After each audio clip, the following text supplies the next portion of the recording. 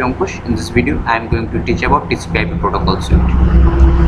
This is an advanced video. If you guys are familiar with the basic of computer network, then you are welcome for this course. And this course will go through the following things to discuss about the idea of the multiple layering in data communications. So, why we do the multiple layering?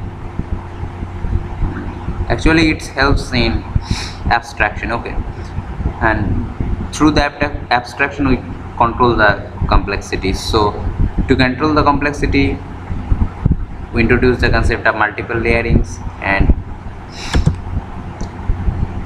for this reason we go through with the several models, that is OSI models and TCP/IP models.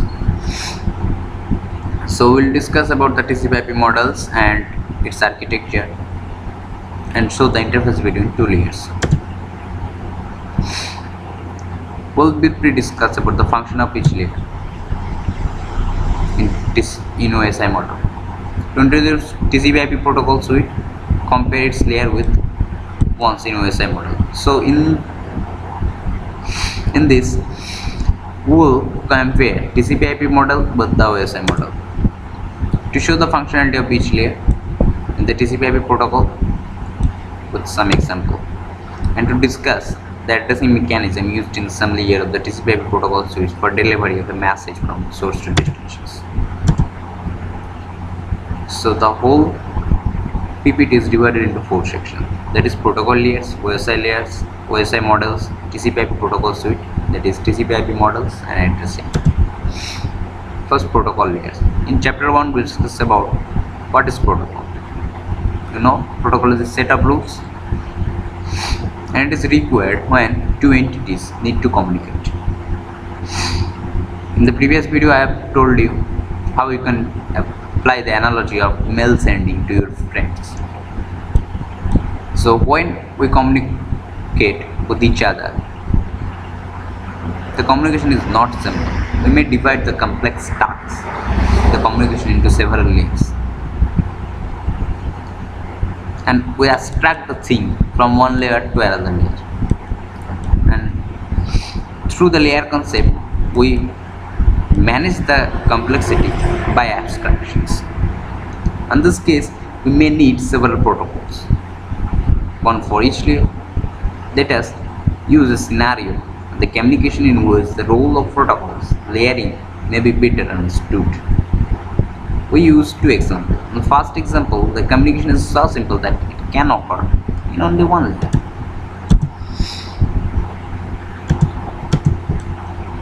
As Maria and Anne are neighbors with a lot of common enemies.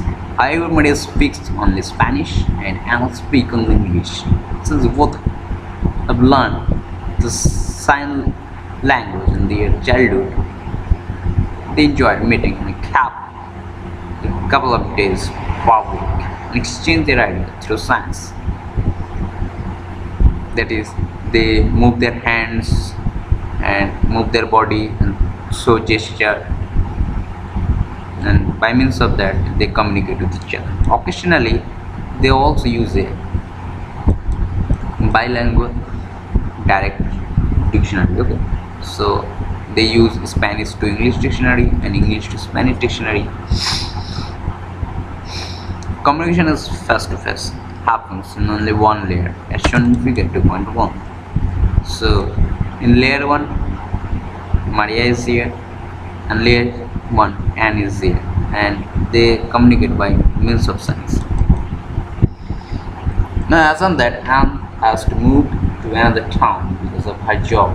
Before she moves, two meets for the last time the same cafe. Although both are sad, Maria surprises him when he opens a packet that consists 2 small messages. The first message can scan the transformed letter in English to a secret code and vice versa. The other machine can translate letter in Spanish to the same secret code and vice versa. And takes the first machine, Maria keeps the second one, The two friends can still communicate using secret code as shown in figure 2. So now the thing becomes complex. Now Maria moves to layer 3 as well as Anne moves to layer 3. Maria speaks Spanish and speaks English. There is a translator which takes the word from the two users and transform in some secure encrypted information. Okay, then they drop the things in the post office, and US postal service deliver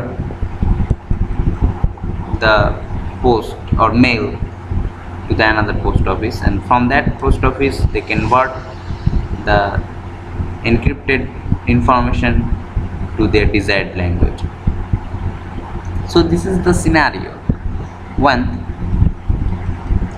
they incorporate another translator. Say Maria wants to send that I am happy, the translator in Spanish I am happy, and so the translator convert these Spanish things into a encrypted sentence. Okay, then Maria takes that encrypted mail and drop it in the post office.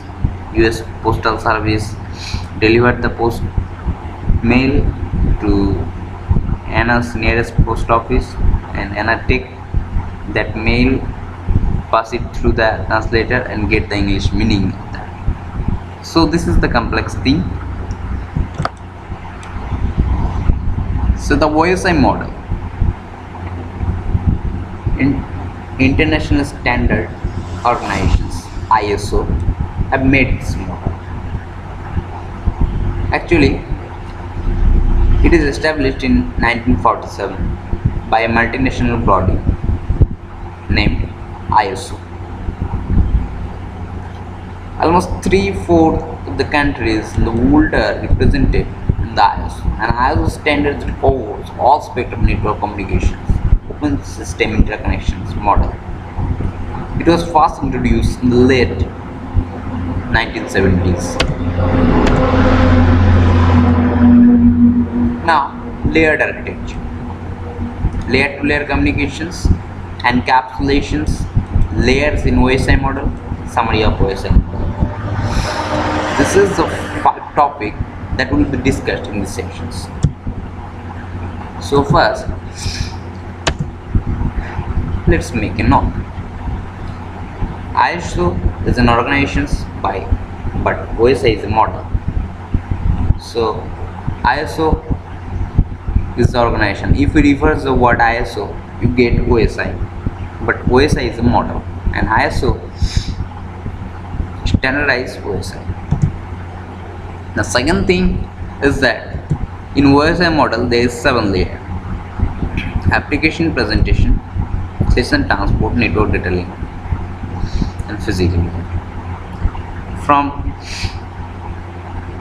down to up, there is a remembering technique, that is PDNTSPA. You take the first letter and form this kind of formula. This will be easier for you to remember the things. So at the last layer there is physical layer. There is raw data, that is in terms of electrical signals. There is digital signal 01, that is transformed. And above that there is data link layer. Data link layer, there is a concept of, okay, we'll go through each of this layer by separate slide. Okay, now there is a device A, there is a device B. So how they two things will communicate? They can communicate directly, that is point to point. They can communicate by means of router. If the first device is in another network, second device is in different networks, then they must communicate by means of two routers. So what will be the TCP/IP OSI layer communications? So there is a physical layer, there is a data link layer, there is a network layer, there is a transport layer, session layer, presentation layer, and application layer, and both with device A and device B. And there is the intermediate router also. And intermediate router is a network device. We know router is a network device, switch is a data link layer device, and cable is a physical layer device. Okay, so router is a network device, so there will be 3 layers, and there is layer to layer communications. Okay, now the main message is D7, and it is combined with header H7. Then from a new thing, that is D6, which is again combined with header H6. Then it's from a new thing, that is D5, again combined with H5.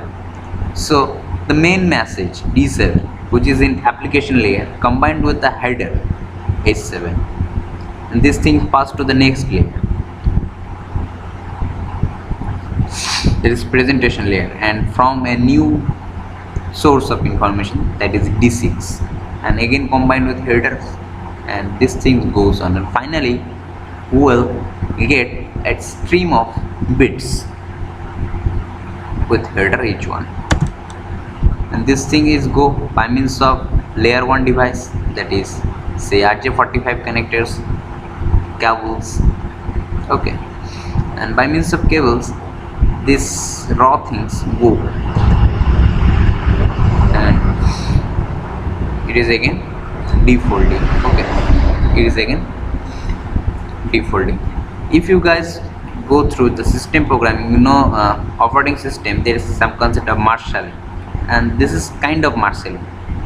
Something is packaged, and from a large package, and after passing this through the cable, this is again unpacking, and get the actual information. This kind of marshalling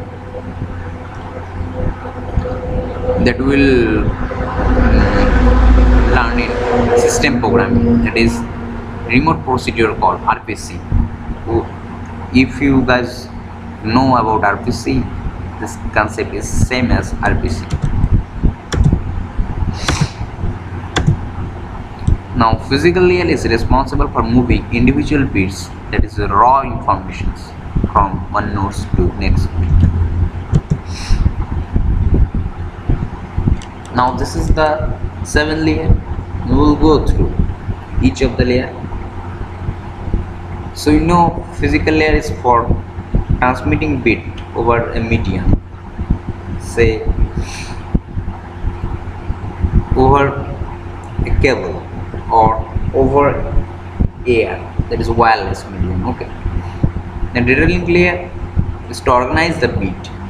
You got the raw bits, and you have to organize the bits into frames to provide hop to hop delivery. Hop is a layer 2 device. Okay, so you get the raw material. There is an analogy that you get raw materials. So now you combine some raw materials and put it in one pot. That pot is a frame. So now you from so much pot, and you know this pot will be delivered to the next member, from this member to next member, that is from this hop to next hop. So you transfer one pot from one hop to next hop, and this pot is framed. Now in hop you got too much pot. Okay, so by combining all the pot, you make a big pot, and put all the pots in it and make a big packet. This thing is called packets, and it is done in network layer to move packets from source to destinations to provide internet work. So From layer 1 we got raw materials. From layer 2, that is data link layer, we from frames, that is pot, and from in network layer we from packet, that is made with frames, and we move the packet from source to destinations, and this is done by the router or layer 3 device. And if any device, that is a router, already transferred the packet to the next router and the destination device got the packet, then the next thing is to deliver the packet, or rather to say that supply the packet to the process which needs it. Okay, so what you know, process is some chunk of codes under executions. Okay, so some process need something, and the resources, so say some process needs some resources, and these resources is not in your local machines. So you do socket programming and you want to get the resources from the networks. So the resource will come in the form of packet. So this packet is now delivered to the process. By resource I mean the information or data, not the hardware resources. Okay, so in transport layer it's provide the reliable process to process message delivery and error recovery.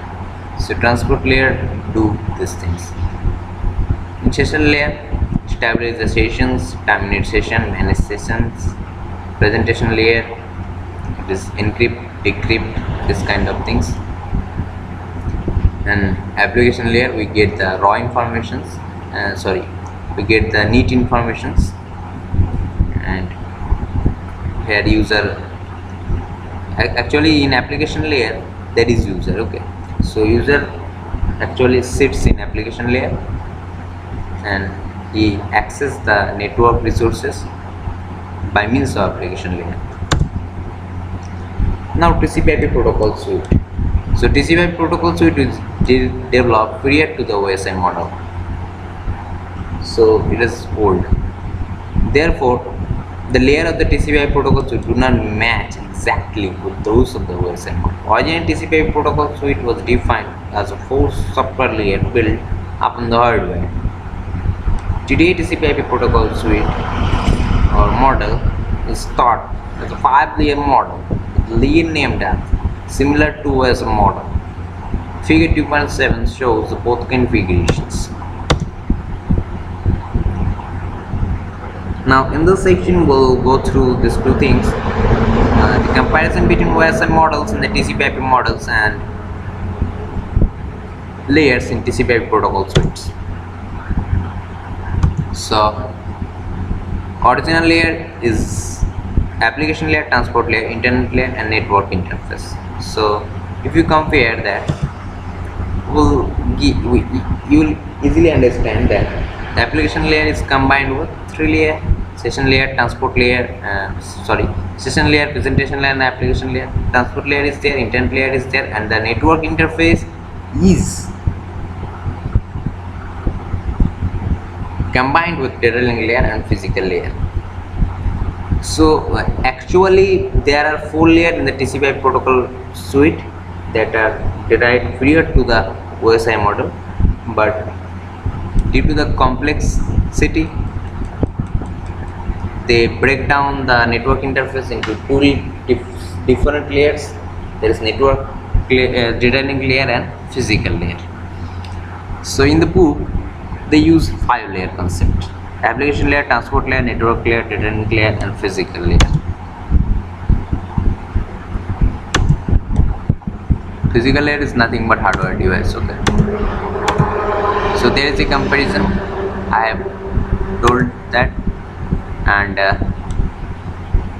this is private internet. Okay, say your home, You have a computer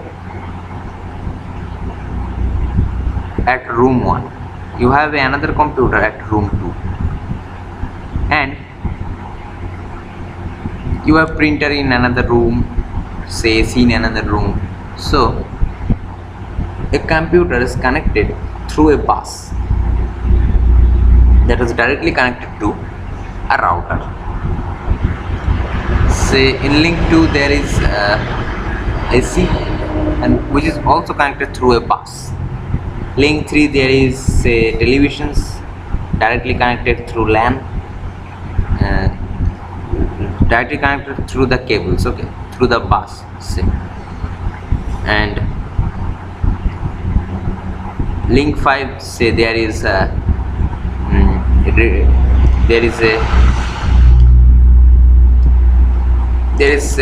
mobile, and so now there is a desktop, and in link 4 there is a Xerox machines, and in link 6 say there is another laptop, okay. So the whole thing is connected by means of router and the bus. Bus means the cables. So the whole thing is from a LAN, that is local area networks, that is it is your home networks. With outside your home, this network has no existence, okay, if you don't connect your home network to internet, because internet connect the different networks. If you don't connect this network to the internet, this network has no existence outside your home. So in your home you can access anything from anything by means of routers, bus, and other interface device. And router is called interface device because this helps to pass the message, and the link and the bus is the connecting device, okay. So communication in the physical layer, there is physical layer A, this is the source, and so router 1 have destination address,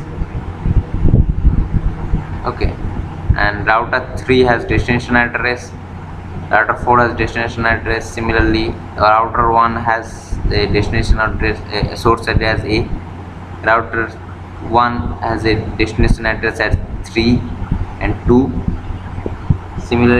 Similarly, router 3 has a source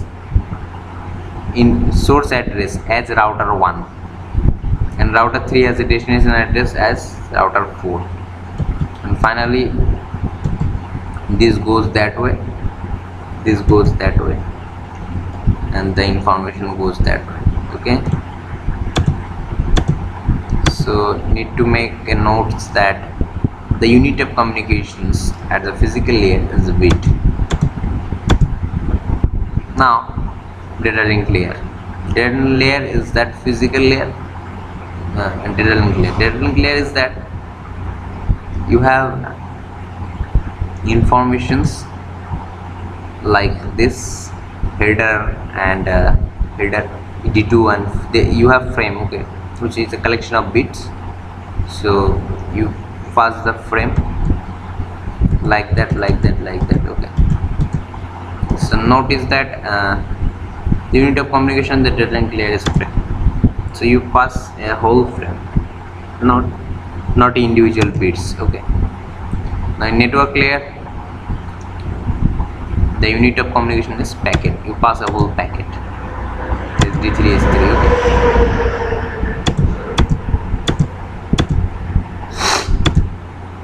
Or it is a datagram, okay. Network layer, the unit of communication network layer is datagram. It is also called packet. Transport layer, you have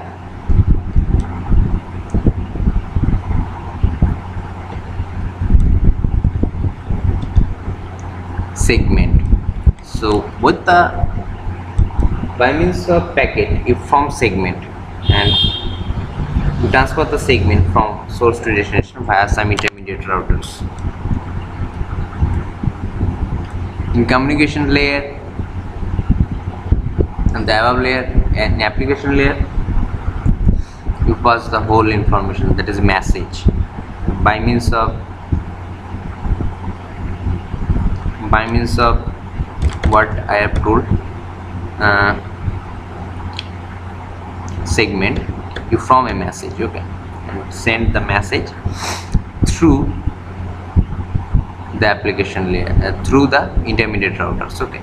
So in device A there will be application layer, transport layer, network layer, data link layer, physical layer, but intermediate device supports up to only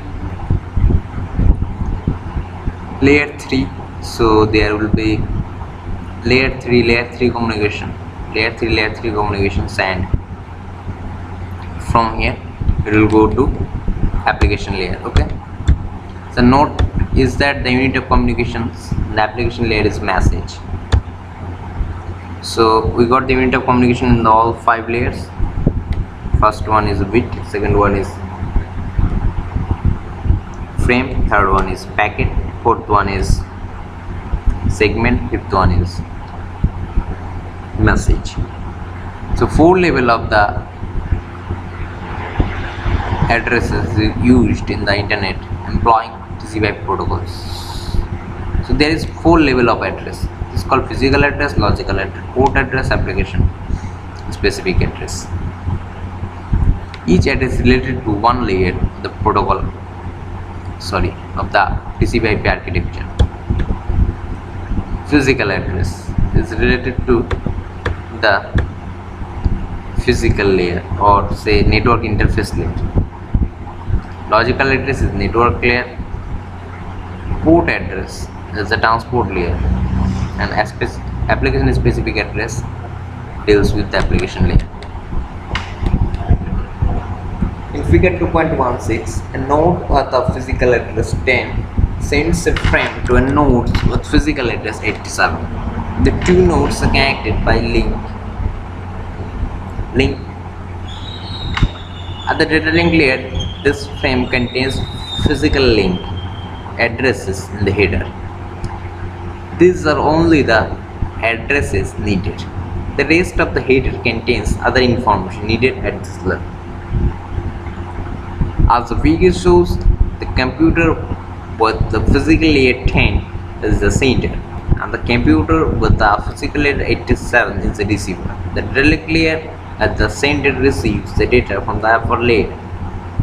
Encapsulate the data in a frame. The frame is propagated through the LAN, and each station with the physical address other than 87 drops the frame because the destination address in the frame does not match with the physical addresses. The intended destination computer, however, finds a match between the destination address in the frame and its own physical address, so it will receive the message. It will receive the frame. So this is the keys actually. In a frame there is source address and destination address, and they are connected by means of a bus. So sender with the physical address 10 sends a message, and it specifies the destination address as 87. 28 computer with physical address 28 and 53 also get the message, but they drop the message because they check the destination address and it is different from their physical addresses. However, in the computer with physical address 87 finds match with the destination address written in the frame, so it received the message, and this is goes that directions, and it received this packet, okay. As we'll see in chapter 3, the most local area network uses a 42-piece address written as an hexadecimal digit. It's called MAC address. It is separated by a colon as shown in figure. So each colon, so there is a 48 bit, okay, 6 byte. So there is 6 byte there, so there will be 5 colon. So within a colon there will be 8 bit or 1 byte. Okay, this thing is known as MAC address. We'll deal with that later. So figure 2.17 shows a part of internet with the two routers connecting through 3 lines. Each device, computer or router, has a pair of addresses, logical address and physical address. You know what is logical address? That is network address. For each connections. In this case, each computer is connected to only one link, therefore has only one pair of addresses. Each router, however, connected to 3 other networks, so they has 3 pair of addresses, one for each connections. Although it may be obvious that each router must have separate physical addresses for each connection, it may not be obvious why it needed a physical logical address for each connection. We'll discuss this issue in chapter 11 and 12 when we'll discuss about routing. The computer with logical address A and physical address 10 needs to send a packet to a computer with a logical address B and physical address 95. We'll use it later to show the logical address and the number for physical addresses. But note that both are actually numbers, as we see in the later chapter. That is, so one thing is that each router must have a separate physical address. That is, each router must have a separate MAC address for each connection. So okay.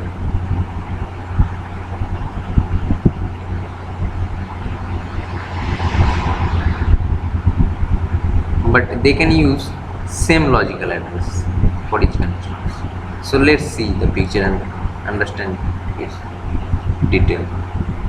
So we have a sender, logical address is A, that is IP address is A,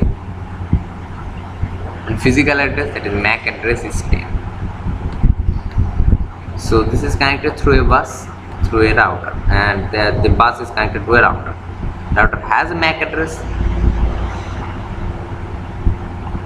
and it has a IP address. Okay, so the router 1 has 3 pair of addresses, A by 20, T by 99, and another is the other network. Okay, so there is LAN 2. LAN 2 has a physical address, so in router 2 there is another 3 pair of addresses, and in the receiver there is 1 pair of addresses because it is connected to one link. So router so there will be n pair of addresses if there is n connection from a single node. Okay, so this is the thing. Okay, this is the thing that you need to consider. Okay, so see that one, that in layer 3 sending the data but mentioning 20 as the destination address and 10 as a source address, and physical address of A and P. So the logical address continuously changing, but physical address remain same. Receive, then logical address change to this. Okay,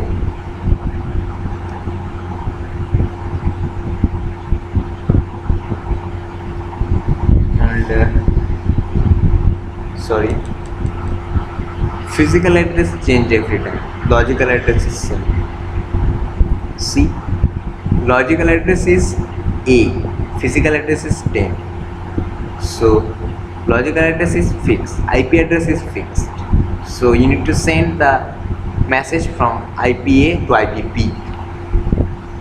Now every time this physical address change, first it goes to 20, physical address 20, then MAC address 20, 10 to 20, and when it emits from the router, it is go to 99, MAC 99.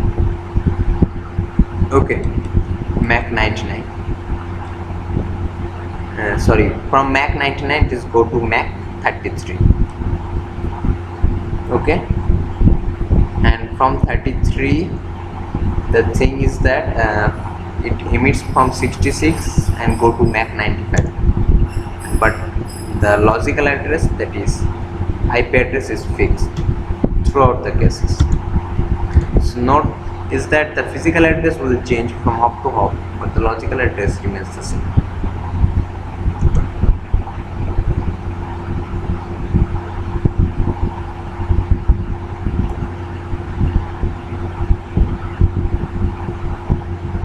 Now figure 2.18 shows the two computers communicating by internet.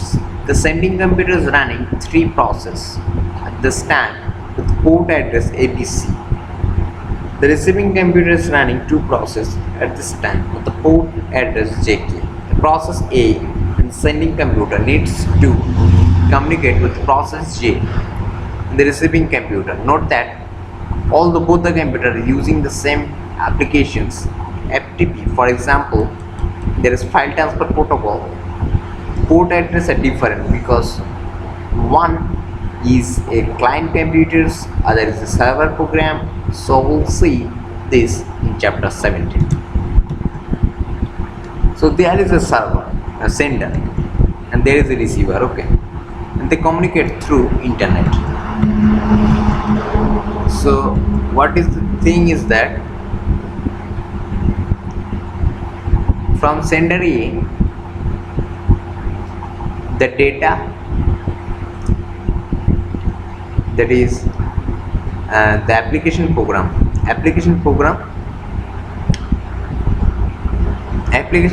resources, say this thing is that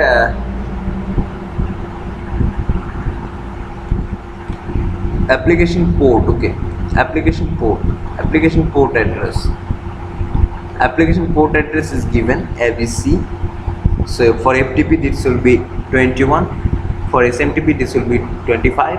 So application port is given, and A, that is client computer, runs a FTP request. Say client A installed FileZilla and it makes an FTP request to the server. So the port 21 goes to port 21, that is FTP. So it write A and J along with the data, and the logical address will be A and B, and these things go with the internet. So within internet they are combined with the MAC addresses. Okay, so the MAC address, the physical address continuously changed, but this thing remain unchanged throughout the internet. The MAC address continuously changed. So the note is that physical address change from hop to hop, but logical address and port address usually remains same. We'll see in future chapter. Port address is 64-bit address represented by the decimal numbers. Okay, 64-bit port address. 16-bit port address represented by 1 single numbers. So this is for today. If you guys really like my video, then please like it, and don't forget to subscribe the channel. Thank you.